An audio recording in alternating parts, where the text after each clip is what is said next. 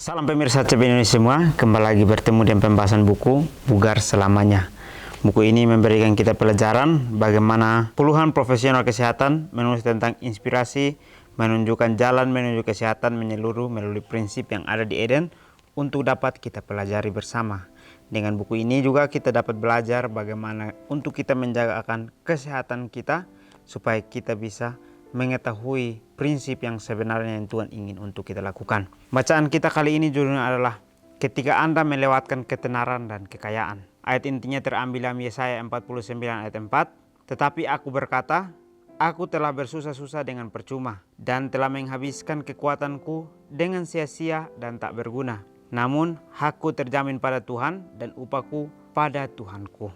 Bertahun-tahun yang lalu saya memiliki seorang teman baik yang terus-menerus mengeluh karena tidak ada seorang pun yang mau menghargai karyanya. Dia merasa usahanya sia-sia. Upaya saya untuk membantu membuat dia merasa berharga tidak ada gunanya. Suatu hari saya membaca Yesaya 49 ayat 4 dan membagikan itu kepadanya. Dan dia mampu melepaskan rasa bersalahnya karena merasa tidak produktif. Ketika Keat sekarat, dia berkata, saya telah menulis nama saya di air. Dia tidak menyadari pada saat itu dan dia juga tidak peduli bahwa itu sudah tertulis dalam marmer. Hal ini berlaku bagi banyak orang semasa mereka hidup. Mereka tidak tahu pengaruh dan keindahan yang akan mereka tinggalkan. Selama hidup, kasih mereka dan harapan mereka tidak dibalas, demikian juga kesalahan mereka tidak dimaafkan. Sehingga mereka merasa bahwa mereka telah mengecewakan Tuhan dan orang lain. Terutama mereka yang bercita-cita tinggi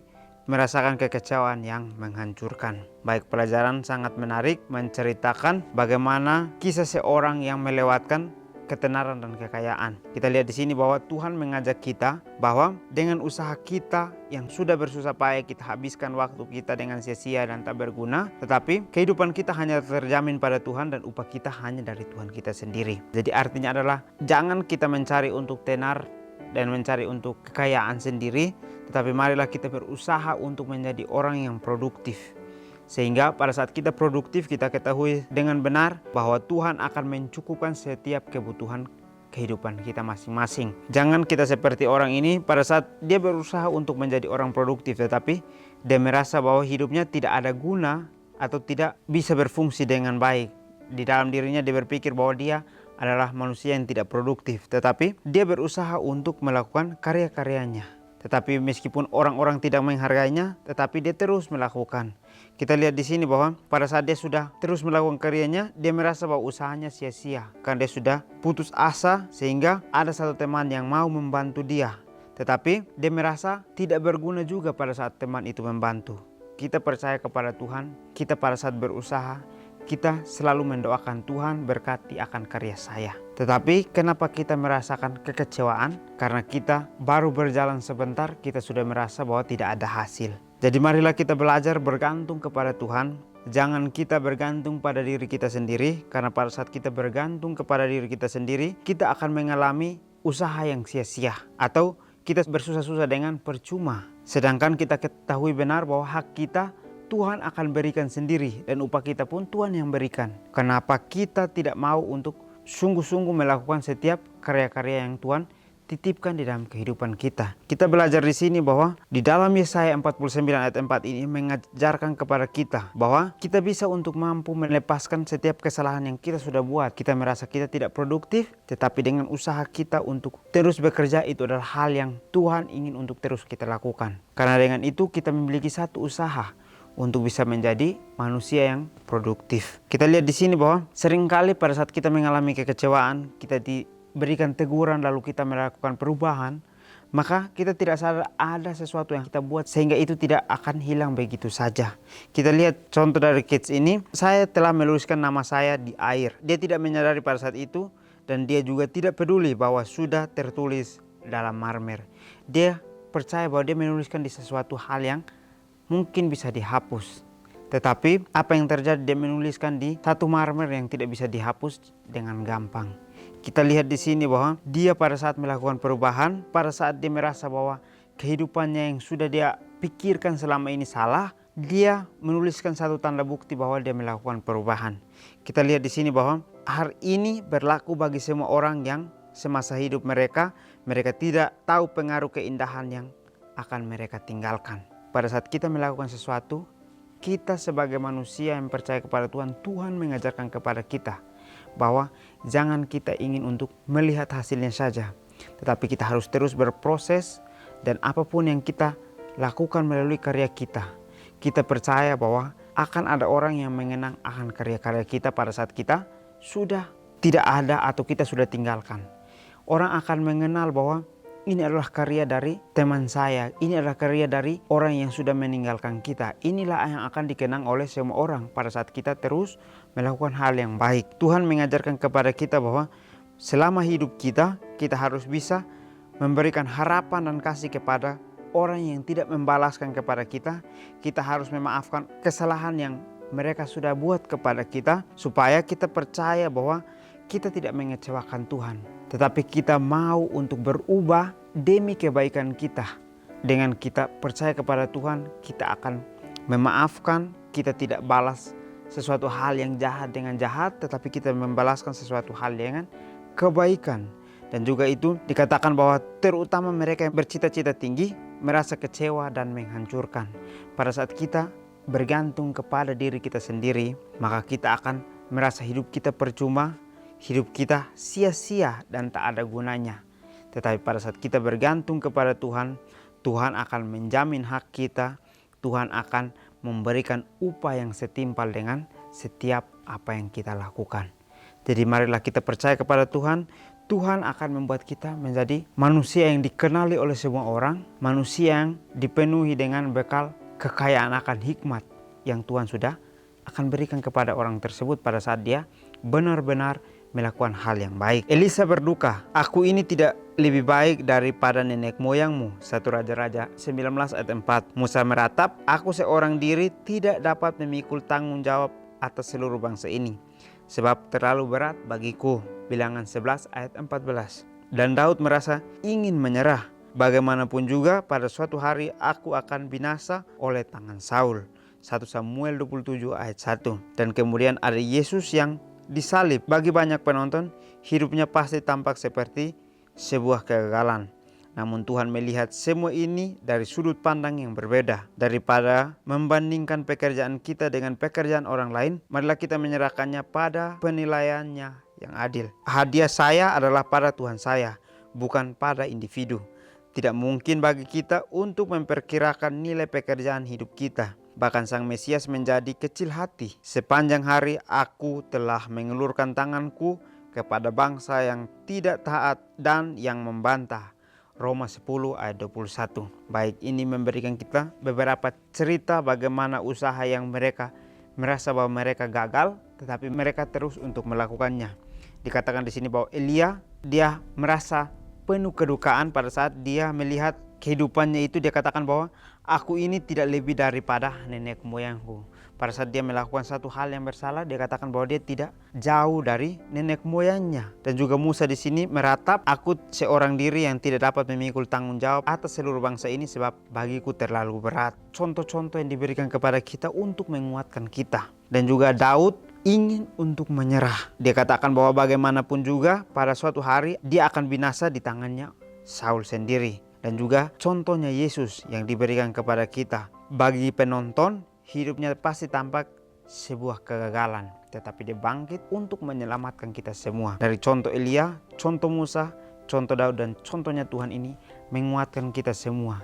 Dari pada saat kita merasa hidup kita sudah tidak berguna, hidup kita sedang masa-masa untuk kita berproses, marilah kita bersandar kepada Tuhan. Karena sesuatu hal yang dilihat oleh orang adalah kegagalan, bersama dengan Tuhan adalah satu kemenangan besar. Tetapi kemenangan bersama dengan Tuhan adalah mampu untuk kita bersandar terus kepada Tuhan, bukan meninggikan akan diri kita sendiri. Lalu kita lihat di sini bahwa namun Tuhan melihat semua dari sudut pandang yang berbeda. Tuhan melihat sudut pandangnya Elia, Tuhan melihat sudut pandangnya Musa, Tuhan melihat sudut pandangnya Daud, dan juga Yesus sendiri. Dia melihat dari sudut pandang yang berbeda. Daripada membandingkan pekerjaan kita dengan pekerjaan orang lain, marilah kita menyerahkan pada penilaian yang adil.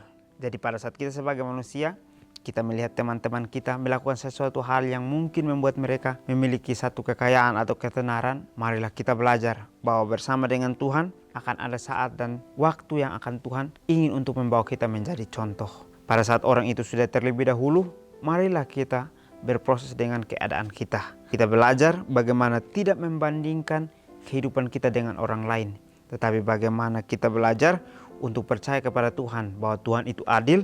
Tuhan itulah yang akan mengatur akan kehidupan kita sendiri. Dikatakan di sini bahwa hadiah saya adalah pada Tuhan saya. Kita percaya bahwa hadiah kita akan Tuhan yang berikan. Mau dengan apapun caranya Tuhan, kita percaya bahwa Tuhan akan memberikan hadiah itu kepada kehidupan kita. Bukan pada individu kita sendiri berusaha dengan sekuat tenaga kita. Karena pada saat kita berusaha dengan sekuat tenaga kita sendiri, pada saat kita memiliki satu keuntungan di dalam kehidupan kita, kita akan merasa sebagai manusia yang sombong, sebagai manusia yang tidak bisa digoyahkan oleh seseorang pun. Bahkan Sang Mesias menjadi kecil hati. Sepanjang hari aku mengulurkan tanganku kepada bangsa yang tidak taat dan membantah. Ini adalah kita sendiri yang selalu membantahnya Tuhan. Sehingga dengan itu Tuhan terus datang kepada kita, mengajak kita untuk kita berusaha menjadi orang yang menurut, orang yang mau untuk hidup bersama dengan Dia.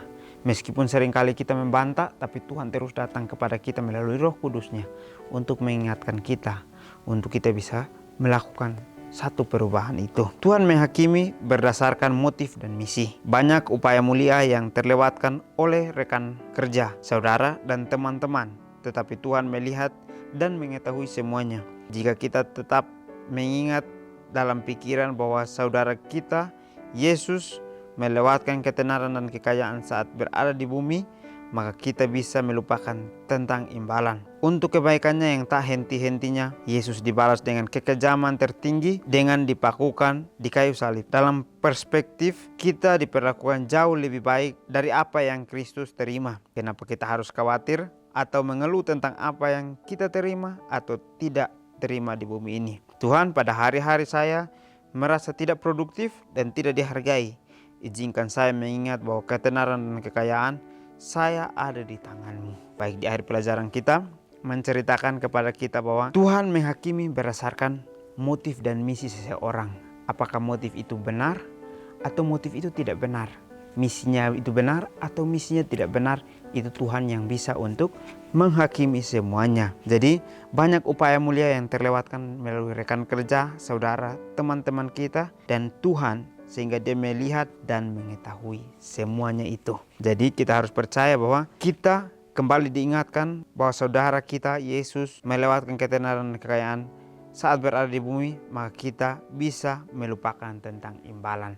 Jadi pada saat kita ingin untuk percaya kepada Tuhan, marilah kita percaya dengan sungguh-sungguh, kita serahkan kehidupan kita kepada Tuhan. Dan kita percaya bahwa Tuhanlah hadiah terbesar kita dalam kehidupan kita. Sehingga kita tidak menginginkan sesuatu hal yang jauh dari kehendaknya Tuhan itu. Jadi mari kita belajar bagaimana Tuhan meskipun sangat baik untuk kehidupan kita, tak henti-hentinya Dia berusaha untuk melakukan kebaikan. Tetapi yang dibalas adalah kekejaman tertinggi, sehingga Dia dipakukan di kayu salib untuk menebus orang yang terus membantah itu. Itulah diri kita yang selalu menolak Dia untuk datang. Jadi mari kita belajar bahwa kita seringkali memperlakukan Kristus dengan tidak baik, tapi Dia terima. Tetapi orang lain memperlakukan kita hal yang tidak baik, kita tidak terima. Jadi marilah kita belajar kenapa Tuhan bisa menerima, kenapa kita tidak bisa menerima. Kenapa kita tidak menerima? Karena kita khawatir dan mengeluh tentang situasi yang ada. Sehingga itulah menjadi satu kegagalan sebagai seorang yang tidak percaya kepada Tuhan. Pada saat kita merasa kita tidak produktif, kita tidak dihargai, atau kita tidak diizinkan oleh orang untuk mengenal kita. Kita percaya bahwa ada waktunya Tuhan, ada caranya Tuhan untuk memperkenalkan kita kepada banyak orang. Tetapi kita percaya, marilah kita terus melakukan karya-karya kita bersama dengan Tuhan. Maka Tuhan akan memperkenalkan kita kepada semuanya. Marilah kita dapat belajar di dalam buku ini bahwa ketika Anda melewatkan ketenaran dan kekayaan, percayalah Tuhan pun datang di dunia ini, tetapi Dia melewatkan kekayaan dan ketenaran itu. Jadi kenapa kita masih berambisi untuk mencari itu? Tuhan tidak mengizinkan kita untuk berambisi mencari satu hal yang tidak baik, tetapi kita belajar bagaimana kita terus berada dalam lindungan Tuhan, terus berada di jalannya Tuhan, sehingga kitalah manusia-manusia yang siap untuk melakukan perubahan dan menjadi manusia yang percaya sepenuhnya kepada Tuhan. Jadi mungkin ini saja pelajaran dapat saya bahas. Kiranya kita bertemu lagi di pertemuan selanjutnya. Kiranya Tuhan Yesus memberkati kita semua.